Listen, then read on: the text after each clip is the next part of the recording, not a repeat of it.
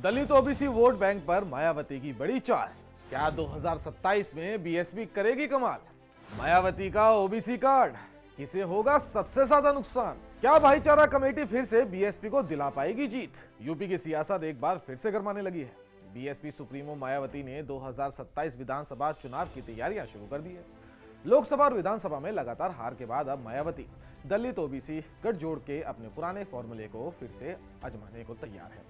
अब क्या ये रणनीति बीजेपी, एसपी और कांग्रेस के लिए बड़ा झटका साबित होगी? क्या अखिलेश के पीडीए और बीजेपी के ओबीसी वोट बैंक के बीच मायावती की ये रणनीति काम करेगी? आज की इस वीडियो में हम गहराई से इसी चीज को समझेंगे। मायावती ने हाल ही में ओबीसी नेताओं की बैठक बुलाकर साफ कर दिया कि अब बीएसपी का फोकस दलितों के साथ साथ ओबीसी वोटर्स को जोड़ने पर होगा। उनका आरोप है कि बीजेपी, एसपी और कांग्रेस ने ओबीसी और दलितों का केवल इस्तेमाल किया, लेकिन उनके विकास के लिए कभी कुछ नहीं किया।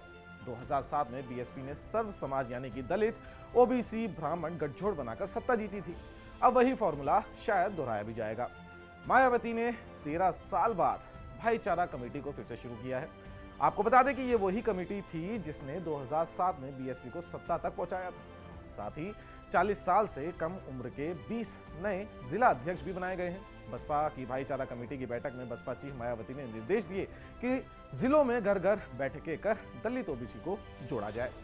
यूपी की राजनीति में ओबीसी वोटर्स का हिस्सा लगभग 45% से ज्यादा है। यहाँ आप कह सकते हैं कि 45% है। अगर दलित यानी कि जो 20% वोटर्स हैं उत्तर प्रदेश के साथ, अगर ये 45% वोटर्स के साथ जुड़ जाएं तो बीएसपी कम से कम 7% वोट शेयर पर अपना प्रभाव डाल सकती है। 2014 में बीजेपी ने गैर यादव यानी कि जो ओबीसी थे, कुर्मी, लोधी और माली को अपने साथ जोड़ लिया था और इसी के दम पर बीजेपी ने अपनी सरकार बनाई थी, जिसे मायावती अब टारगेट कर रही हैं।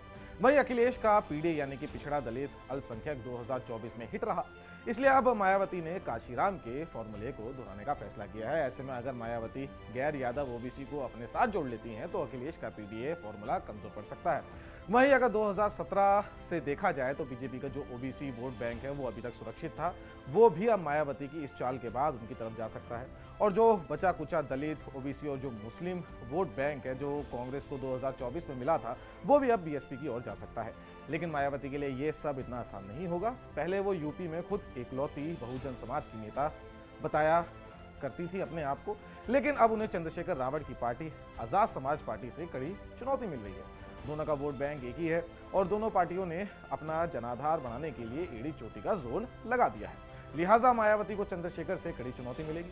हालांकि यूपी में उभरते किसी असंभावित समीकरण की वजह से दोनों साथ आ सकते हैं और अगर आए तो 2027 के विधानसभा चुनाव में जातीय समीकरण के लिहाज से ये दोनों न सिर्फ समाजवादी पार्टी और कांग्रेस का खेल खराब करेंगे बल्कि बीजेपी को भी बड़ी चोट दे सकते हैं। अगर मायावती ओबीसी में 10 से 15% वोट शिफ्ट करवा पाती हैं अपनी तरफ तो 2027 में बीएसपी 50 से ज्यादा सीटें जीत सकती है। लेकिन बड़ा सवाल अभी भी यही है, क्या ओबीसी मायावती पर भरोसा करेगा?